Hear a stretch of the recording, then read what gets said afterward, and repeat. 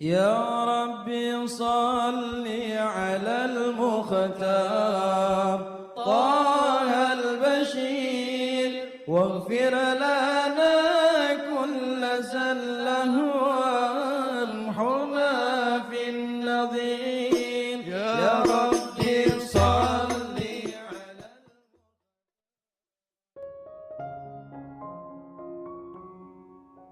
Bismillahirrahmanirrahim. Alhamdulillahirabbil alamin. Allahumma salli wa sallim ala sayyidina Muhammadin wa ala ali sayyidina Muhammadin. Miftahi babi rahmatillah adada ma fi ilmillah.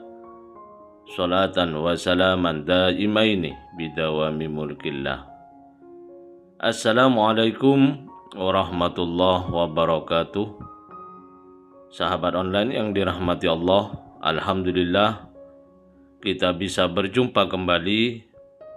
Mudah-mudahan kita senantiasa diberikan kesehatan, umur panjang fi taatillah, juga senantiasa mendapatkan taufik dan hidayah dari Allah Subhanahu wa taala.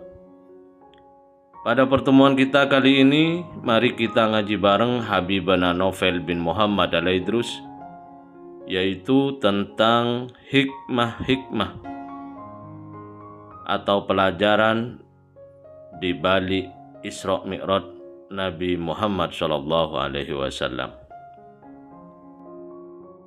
Saya akan bahas hikmahnya. Nomor 1, Isra Mi'raj itu dilakukan oleh Allah kepada Kanjeng Nabi Muhammad SAW ketika Kanjeng Nabi lagi bahagia atau lagi sedih? Lagi sedih. Pertanyaannya, apakah Nabi bisa sedih? Sementara ala inna awliya Allahi la khawfun alaihim walahum yahzanun. Para wali nggak punya rasa takut dan para wali tidak pernah bersedih. Tapi kenapa kok disebut Kanjeng Nabi Muhammad sallallahu alaihi wasallam sedih? Sampai ada namanya Amul Huzun, tahun kesedihan. Lah sedihnya Kanjeng Nabi adalah sedih yang syar'i. Sedih yang dilarang itu yang para wali tidak punya. Ya, sedih yang dilarang. Sedih apa? Kehilangan motor, sedih. Nah, ini itu yang sedih enggak boleh. Kehilangan pangkat sedih, ya, dicaci, dimaki, dihina, kemudian sedih urusan dunia itu yang tidak boleh. Kanjeng Nabi Muhammad SAW sedih karena apa? Karena istri yang dicintai wafat. Istri yang dicintai wafat. Sedih karena kehilangan orang yang dicintai oleh Allah Subhanahu wa ta'ala. Sedih. Kemudian sedih apa lagi? Karena pamannya membela juga wafat. Kemudian sedih apa lagi? Sedih karena dakwah ke Taif, pengen menyelamatkan umat manusia, tapi yang mau diajari kok nggak mau nerima, justru melempari dengan batu. Bukan masalah dilemparinya, tapi masalahnya kok mereka nggak mau mendengarkan. Kasihan, nanti mereka nggak dapat hidayah, bisa masuk neraka. Sedihnya di situ. Dalam kondisi yang sedih sama Allah Ta'ala dihibur. Ya dihibur. Makanya kalau jenengan sedih, nah ingat-ingat ini nggak jadi sedih. Kenapa? Biasanya kalau habis sedih ada hiburan. Habis sedih ada hiburan. Karena itu begitu ada sedih, ingat habis ini pasti ada rezeki yang luar biasa. Sedihnya nggak akan lama-lama, sebentar saja akan nyingkir. Allah akan ganti dengan nikmat yang luar biasa. Kalau percaya sama Allah Subhanahu wa ta'ala. Nggak nanggung-nanggung. Allah mau menghibur Nabi Muhammad sallallahu alaihi wasallam. Makanya Isra Mi'raj itu judulnya hiburan dari Allah. Allah pengen nyenengno, ya, pengen menyenangkan Nabi Muhammad sallallahu alaihi wasallam. Karena itulah salah satu hikmah Isra dan Mi'raj yang penting untuk kita contoh adalah, nah kalau Allah ingin menyenangkan Kanjeng Nabi Muhammad SAW, maka yuk kita buat pekerjaan menghibur orang-orang susah. Jadi hikmahnya Isra Mi'raj itu salah satu amal yang besar pahalanya, bahkan dikatakan afdhal amal. Ya, afdhal amal, amal yang paling agung, amal yang paling utama, menyenangkan hati muslim yang lain, menyenangkan hati mukmin yang lain. Bu, jangan pengen saya senang atau pengen saya susah. Yakin? Saya juga pengen panitia senang, betul? Lah karena udah dihidangkan, ada kopi, ada wedang jahe, ada degan. Ya. Kalau cuman saya pandang, kira-kira panitianya senang atau kurang senang? Kurang senang. Lah kalau saya minum, jenengan senang atau sedih? Yakin? Berarti baiknya saya lihat saja atau saya minum? Nah, monggo tunjuk.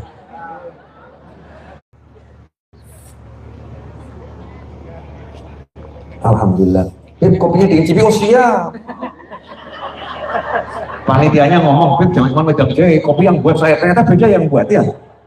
Katanya tadi judulnya Inkholusurus seneng no, ya senangkan orang lain. Nanti yang buat wedang jahe bilang, wah wedang jahenya saja yang disentuh, kopinya tidak.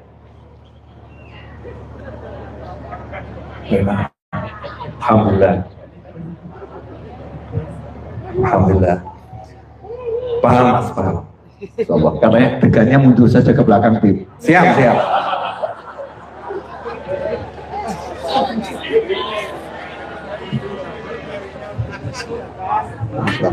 Afwan. Sedotannya udah disiapkan banyak memang. Saya tak nyebut titik. Pantes-pantesan.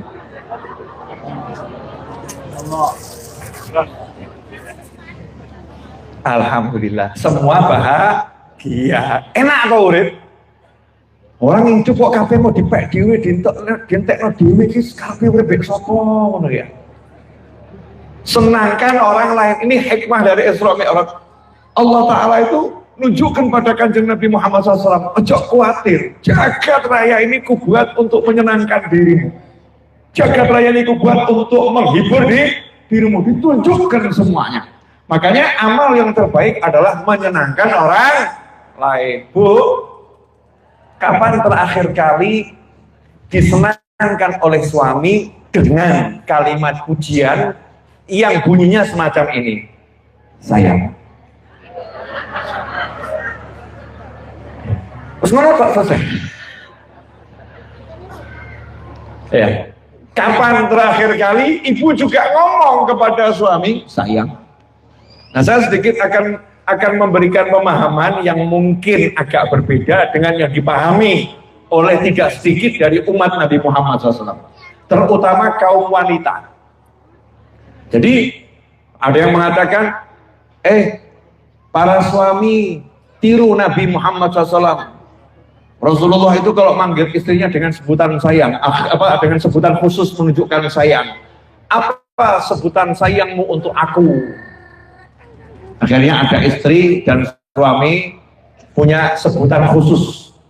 Ada papi mami, ada pimi, ada papa mama, suami istri ini kan begitu. Terus yang dijadikan dalil itu Nabi Muhammad SAW kalau manggil Sayyidatuna Aisyah radhiyallahu anha istrinya dengan sebutan Umairah. Yang pipinya merona merah. Jadi kamu harus panggil aku dengan sebutan sayang semacam itu. Ada enggak yang model begitu, Bu? Pemahaman begitu ya? Jadi seakan-akan suami yang baik itu harus punya sebutan sayang khusus. Ya, sebutan sayang khusus. Nah, perlu dijelaskan. Nabi kita Muhammad SAW bukan tiap hari manggil Sayyidatuna Aisyah Humairah. Enggak.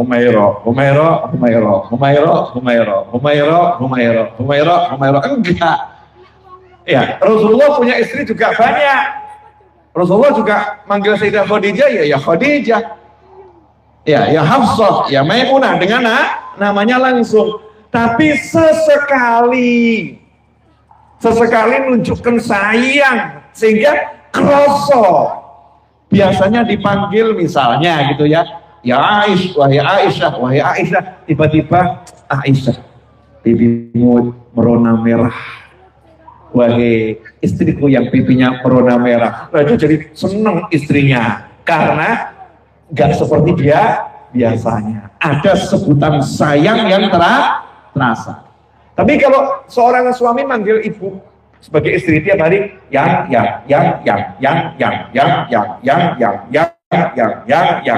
itu sebutan sayang atau biasa? Biasa.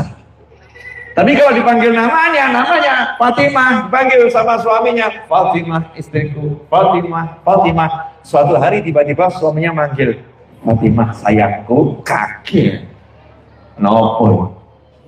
Masya Allah, terasa sayangnya. Ya, terasa sayangnya. Pertanyaan saya, sebagai suami istri, kapan terakhir kita ini menyayang-nyayangi dengan kalimat-kalimat palsu? Bu, kalimat palsu itu disukai atau dibenci? Ibu sukanya dikasih pujian palsu atau pujian asli? Yakin, Bu? Jadi kalau ibu masak, terus suami ngomong kasinan, ibu bahagia atau rojok gimana? Pasti akan ada yang protes. Rasanya sing tenan toh, betul ya? Inci pono meneh. Suaminya komentar lagi, asin. Gancen awakmu pengen rabi meneh. Kabeh anggap wasim panggil anaknya. Nah, inci pono gitu. Bapakmu bilang kasinan. Anaknya kebetulan pro ibunya. Enggak asin, Bu, kurang garam tambahan. Masya Allah, itu bisa perang Baratayuda itu. Geger. Maka suami kadang kalau kasinan ditanya sama istrinya, jawabannya apa? Enak. Enak. Garami kurangi titik, kue enak, gitu ya. Bahasanya halus, nggak bilang kasinan. Nah, ini namanya kalimat-kalimat dusta. Pertanyaan saya, ibu lebih suka didustain atau dijujurin? Bu, pilih suaminya berdusta atau jujur?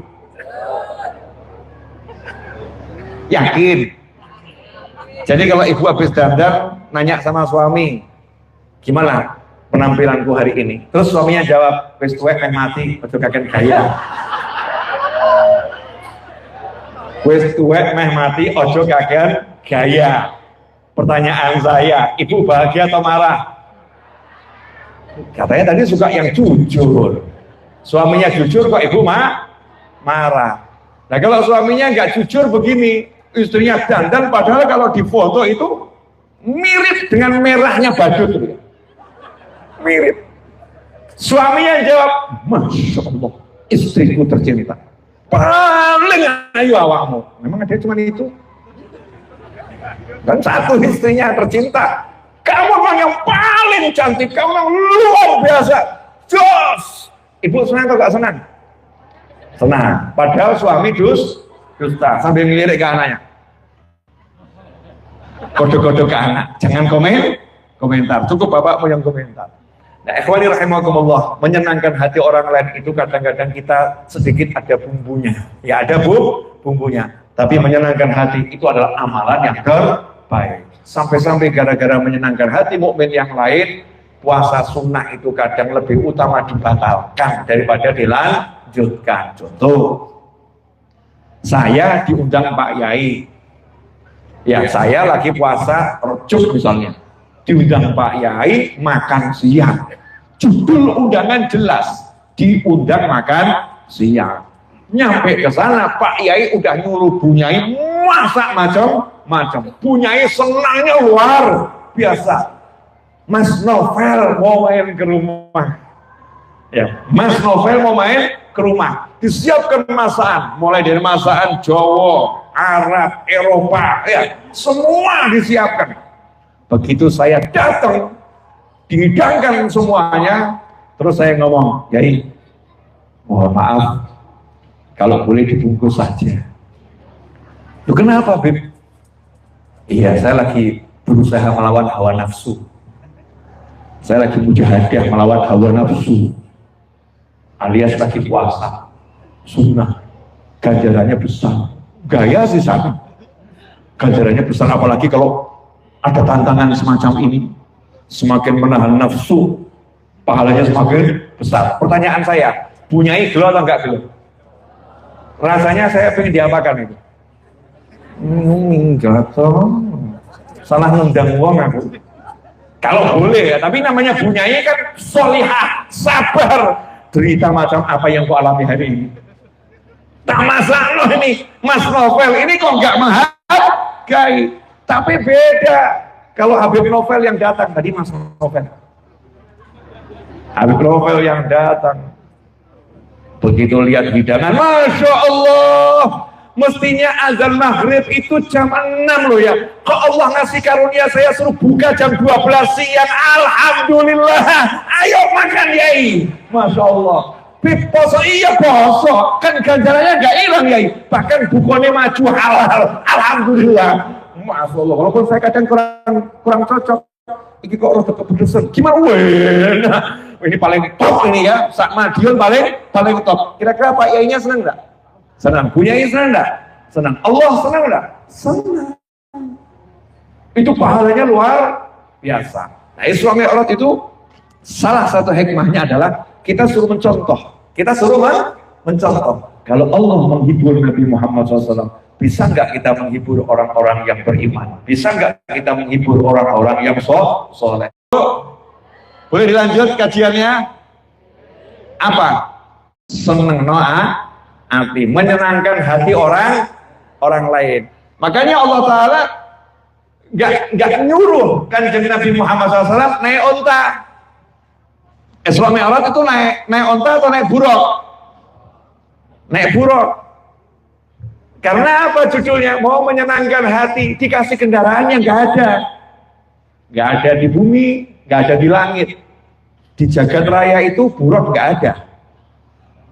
Karena buruk itu bukan bagian dari alam dunia. Nah ini yang perlu disampaikan. Jangan kaget saya ngomong begini kan. Buruk itu bukan kendaraan alam dunia. Buruk itu kendaraan alam akhirat. Karena buruk itu adalah tunggangan yang ada di surga. Surga itu alam dunia atau alam akhirat? Alam akhirat. Karena untuk menyenangkan Kanjeng Nabi Muhammad SAW, maka Allah kasih ini kendaraan yang nggak ada di muka bumi, nggak ada di langit, nggak ada di jagat nyata maupun jagat gaib, adanya di jagat alam akhirat dan hanya di surga. Makanya jangan kalau mau menyenangkan Pak Yai, kalau jemput jangan kiainya diajari zuhud. Pak Yai biar zuhud, nggak ubud dunia, sewakan mikrolet. Ini namanya santri kurang ajar. Gak tahu cara menyenangkan Pak Yai. Kalau judulnya mau menghibur tuh ya menghibur, menyenangkan dengan segala hal yang indah, segala hal yang luar biasa. Contoh nih panggung ini. Karena mau menyenangkan saya dikasih kursi yang enak, betul kan ya? Mau menyenangkan saya dikasih minuman beraneka ragam. Mau menyenangkan saya oleh karena lihatnya juga hiasan yang indah, diatur sedemikian rupa. Mau menyenangkan yang hadir, panggungnya dibuat indah. Itu mau menyenangkan dan itu pahalanya luar biasa. Itu khalus surur, menyenangkan mukmin yang lain. Buruk. Nah, buruk ini kendaraan yang Masya Allah kecepatannya itu unlimited, nggak ada speednya. Karena speednya sekali melangkah sejauh pandangan mata. Berarti kalau mau ke Madinah naik buruk itu, buruknya ngelangkahnya gimana ya? Ngerem buruknya. Kalau ngelangkah kebablasan soalnya. Jadi buruknya dinaikin dan jalannya ngerem. Udah sampai Madinah. Dari Mekah ke Madinah, di situ disuruh sholat oleh Allah Subhanahu wa Ta'ala. Sholat sunnah dua rakaat. Lanjut ke Masjidil Aqsa, tapi nggak langsung ke Masjidil Aqsa. Disuruh berangkat ke Bukit Tursina, tempat turunnya wahyu kepada Nabi Musa alaihissalam. Disuruh ke Bethlehem, tempat lahirnya Nabi Isa alaihissalam. Artinya Nabi kita Muhammad sallallahu alaihi wasallam sebelum ke Masjidil Aqsa disuruh wisata ruhani, ziarah nafak tilas para nabi ke Bukit Tursina, ke Bethlehem, kemudian ke Madinah, tempat hijrahnya Nabi Muhammad sallallahu alaihi wasallam. Di sini ada pelajaran bahwasanya ziarah tempat-tempat mulia itu sudah disyariatkan sejak zaman sebelum Nabi kita Muhammad sallallahu alaihi wasallam pindah ke Madinah. Masih di Mekah dalam perjalanan Isra dan Mi'raj sudah diajarkan napak tilas tempat-tempat yang mulia. Makanya kalau di Indonesia ada ziarah wali itu ya bagus. Ziarah wali Songo. Kadang ziarah ke makamnya, kadang ziarah ke masjidnya, ya kadang ziarah ke rumahnya. Ini rumahnya wali pula, ini rumahnya Habib pula. Napak tilas. Dengan menapak tilasnya para wali, orang-orang yang soleh, nanti akan ada takdir, ada bekas di dalam hati yang nggak bisa diceritakan, hanya bisa dipraktekkan dan dibuktikan, dan hasilnya nyata dalam kehidupan. Nah setelah itu sampai di Masjidil Aqsa, ini singkatnya dulu ya. Sampai di Masjidil Aqsa, buruknya diparkir. Nabinya masuk masjid. Pertanyaan saya, masjidnya sepi atau ramai? Masjidnya sepi atau ramai? Ramai, full. Ada manusianya enggak? Ada. Selain manusia apa? Ruh. Ada manusia, ada ruh. Siapa manusianya? Nabi Isa alaihi salam. Nabi Isa dengan ruh dan jasadnya. Tapi kalau Nabi Adam, ruhnya saja. Nabi Musa, ruhnya saja. Jadi kumpul arwah anbiya wal mursalin, dan sebagian nabi yang masih hidup dengan jasadnya, semuanya kumpul di Masjidil Aqsa. Padahal Masjidil Aqsa itu kecil, tapi kok bisa menampung ruhnya seluruh nabi dan rasul. Ya karena ruh itu beda dengan jasad. Di situ ada satu manfaat lagi. Ternyata manusia bisa sholat jamaah bersama ruh. Betul deh. Nah, Kanjeng Nabi makmumnya siapa? Waktu di Masjidil Aqsa itu kan sholat berjamaah ya. Disuruh jadi imam. Makmumnya siapa? Yang jadi makmum ini masih hidup atau sudah meninggal? Hampir semua sudah meninggal. Berarti Kanjeng Nabi Muhammad SAW sholat berjamaah, makmumnya adalah arwah, makmumnya adalah ruh. Karena itu seringkali para kiai, para habaib ngomong, semoga di tengah-tengah kita hadir arwahnya kaum solihin. Betul kan ya? Mudah-mudahan di pengajian kita datang ruhnya orang-orang yang soleh. Itu artinya ruhnya orang soleh bisa jalan-jalan. Ruhnya orang soleh bisa melakukan kunjungan, tapi ruhnya orang soleh. Kalau orang salah nggak bisa jalan-jalan. Ruhnya orang salah nggak bisa melakukan kunjungan. Ruhnya orang salah nggak bisa joget-jogetan. Ruhnya orang salah nggak bisa dandan. Ruhnya orang salah adanya disiksa di kuburan dengan siksa yang gak akan berhenti kecuali kalau Allah perintahkan untuk berhenti. Maka jangan percaya sama film model apapun yang mengatakan ada arwah gentayangan, ruh gentayangan, nanti ruh di jembatan, nanti ruh di mana, nanti ada pocong yang jalan-jalan dianggap itu ruhnya manusia. Itu bukan ruh, tetapi itu setan yang menyamar jadi ruhnya seseorang. Jelas ibu-ibu? Jelas nggak? Saya itu waktu heran dulu ya, saya udah lama sekali nggak pernah menyaksikan tayangan-tayangan yang semacam itu dulu ya. Dulu itu kita mendengar biasanya kalau malam Jumat, ya kalau malam Jumat di film-film itu ya, kalau malam Jumat setannya keluar. Betul? Di film-film itu loh, biasanya setannya keluarnya kapan? Malam Jumat, ada suara dilanggar, baru baca Yasin, ya. Tiba-tiba ada di kejauhan, di tempat yang sepi, setannya keluar. Dulu begitu. Tapi keluarnya malam Jumat. Kalau malam yang lain kok setannya nggak keluar ya di filmnya? Libur. operai setannya. Munculnya malam Jumat. Makanya nanti kalau saya jadi sutradara akan saya rubah, setannya keluarnya malam Ahad. Karena nyata-nyata malam Ahad setannya keluyuran. Kadang keluyuran di alun-alun, betul ya? Kadang keluyuran di mall, betul nggak itu? Keluarnya kapan? Malam Ahad. Kalau malam Jumat yang keluar bukan setan. Kalau malam Jumat yang keluar orang beriman ke masjid, ke langgar, ke surah, ke pengajian, salawat, yasin, tahlil, zikir, salat tasbih, baca al-kahfi, semuanya ibadah pada Allah Subhanahu wa ta'ala. Kenapa ada film-film yang memutar hal-hal yang mengerikan dimunculkan di malam Jumat? Biar yang nggak paham, yang biasa ke masjid, anak-anak kecil mulai dimasukkan malam Jumat jangan keluar, ada setan gentayangan. Makanya jadi umat Islam yang pinter, jangan percaya. Ya jangan percaya. Nanti buat film-film tandingan setan-setan ketayangan malam Ahad. Jadi biar orang mau ke mall malam Ahad ketakutan. Hati-hati onok setan bono-bono. Mau ke alun-alun yang aneh-aneh loh ya, yang aneh-aneh mau maksiat, nanti takut jangan-jangan ada setan di sana. Naudzubillah min dzalik. Jelas semuanya? Apa? Kok setan?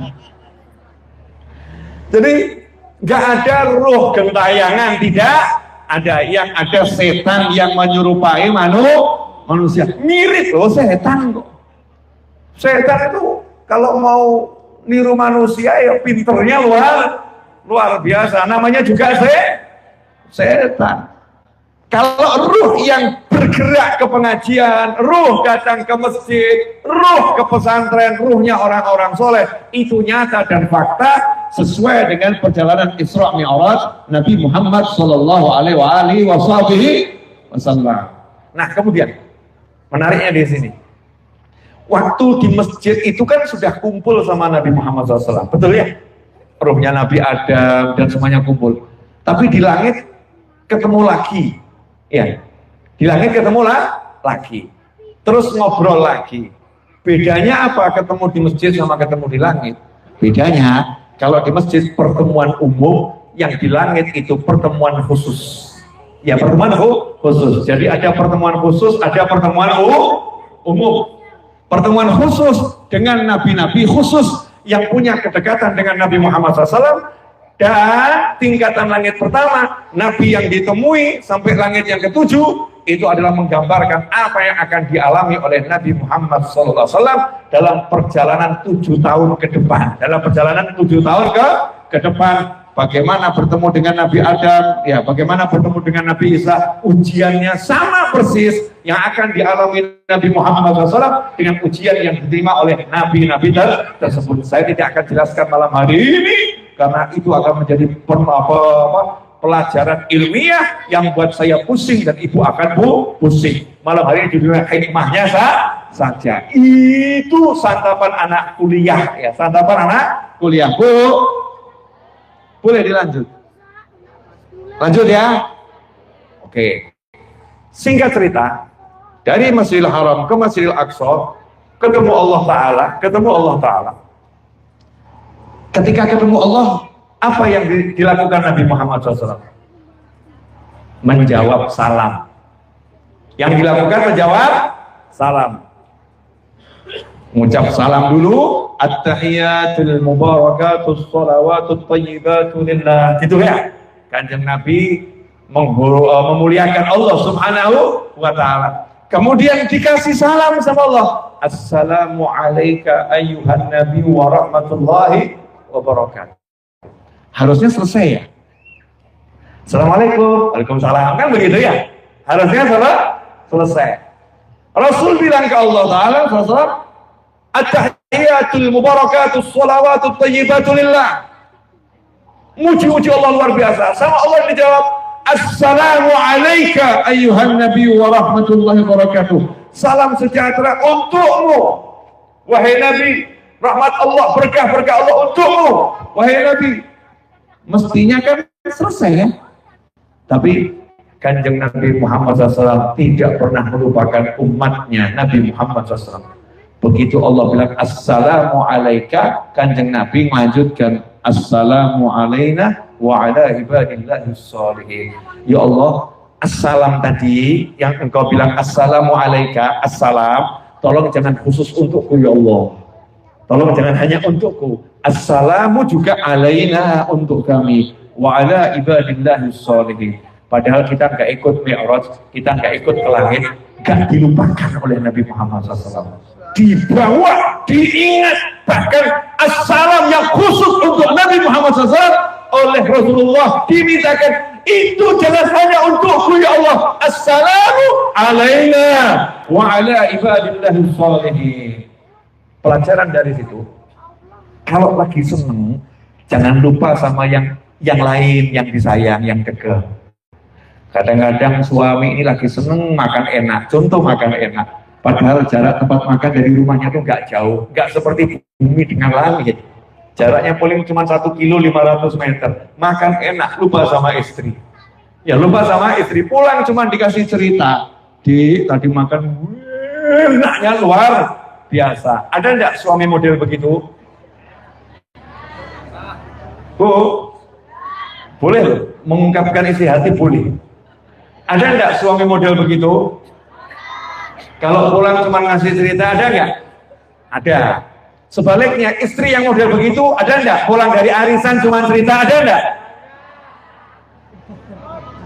Ada. Tapi kalau ibu saya lain. Ibu saya, semoga Allah panjangkan usia dalam kebaikan, kenikmatan, ketaatan, keridhaan, kebahagiaan. Ibu saya pulang dari acara kondangan, pulang dari acara pengajian, itu langsung nyari saya, kemudian mengatakan, tak gawakno tahu campur. Tadi suguhannya tahu campur. Ibu saya nggak tega mau makan tahu campurnya. Karena apa? Ingat, ini makanan yang disukai anak saya. Dibawa pulang disuguhno anaknya. Ini ada lemper.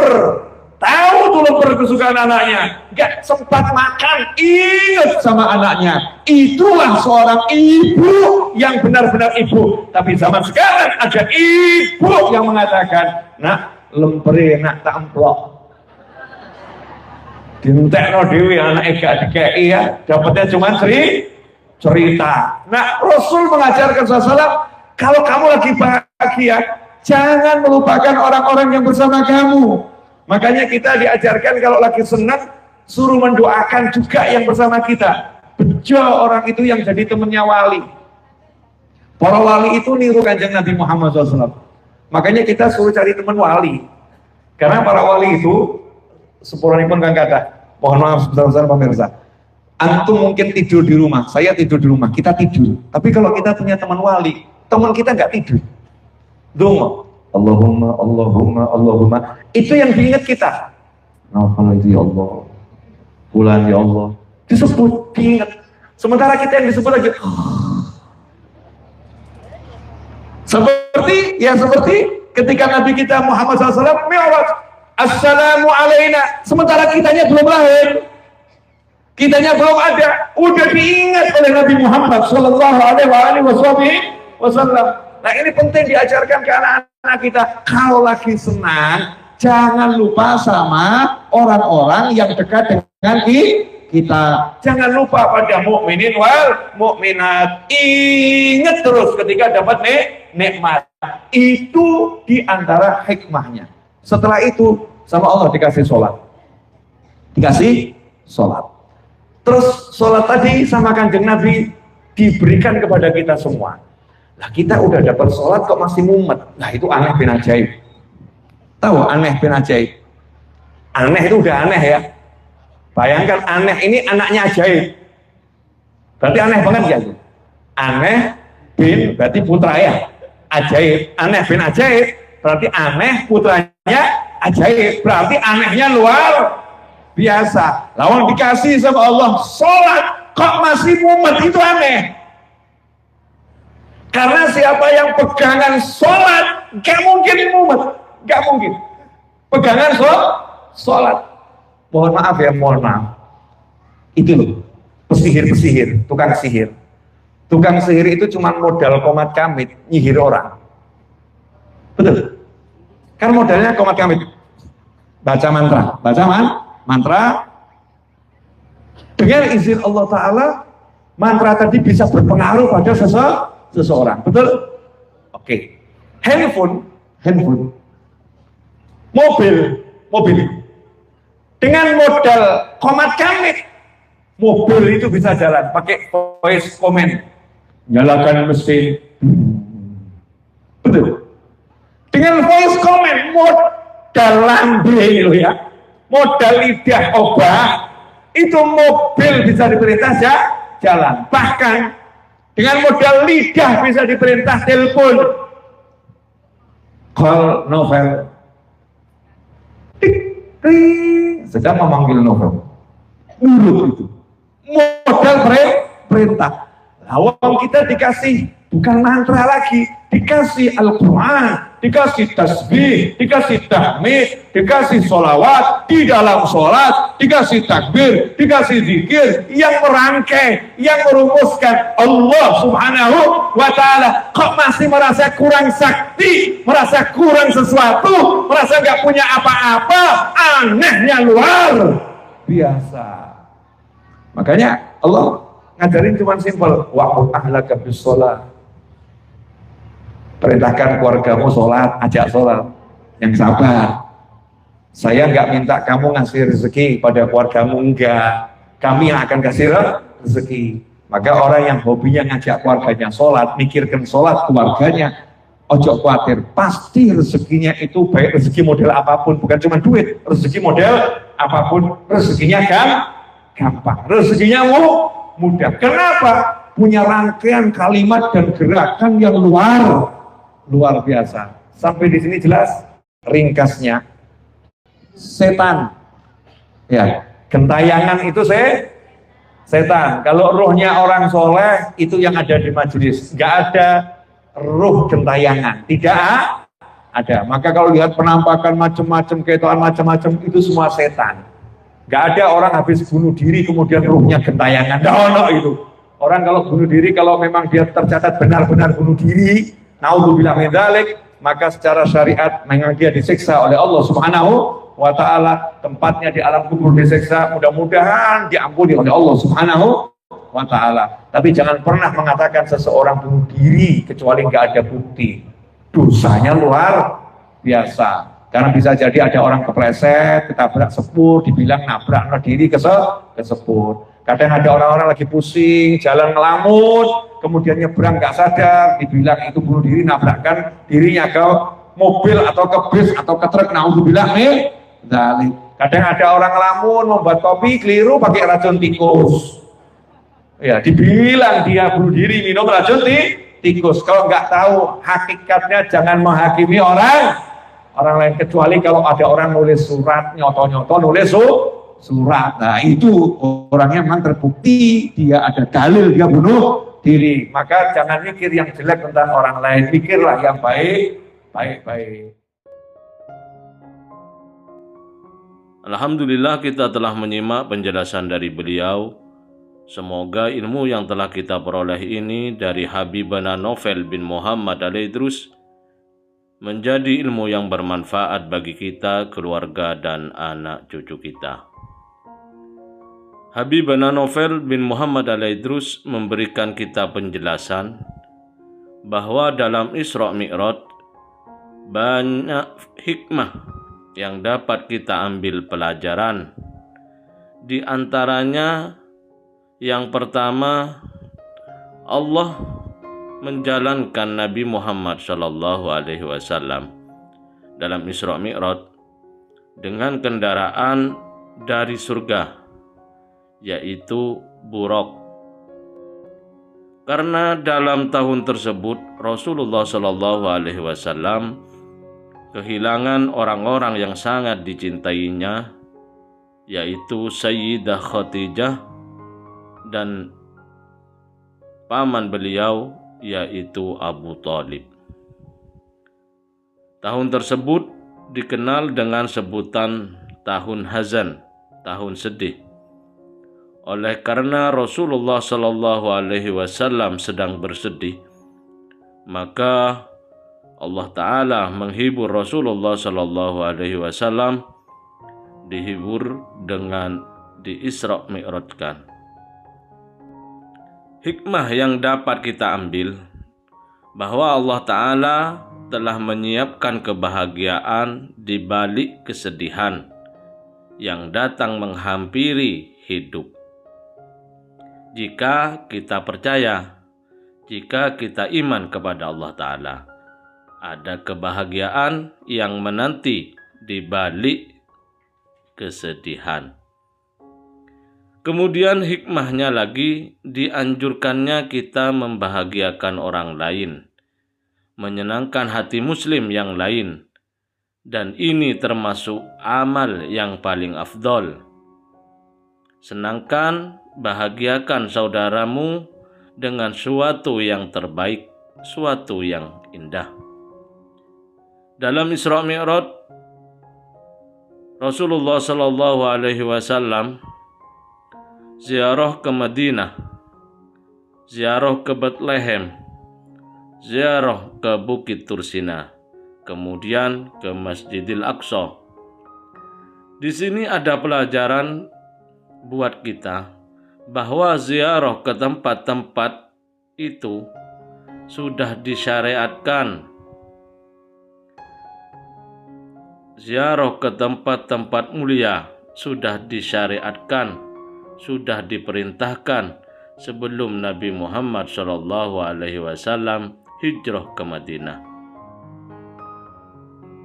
Sesampainya di Masjidil Aqsa, Rasulullah SAW diperintah oleh Allah Ta'ala untuk sholat bersama ruh para anbiya.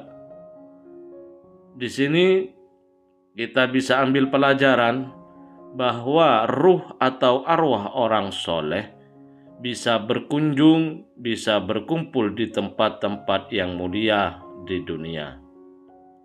Sedangkan arwah orang-orang yang salah tidak bisa keliling dunia. Arwah orang-orang salah disiksa di alam kubur. Jadi jika ada yang bilang kalau pocong itu adalah arwah-arwah orang salah yang gentayangan, itu tidak benar, itu bohong.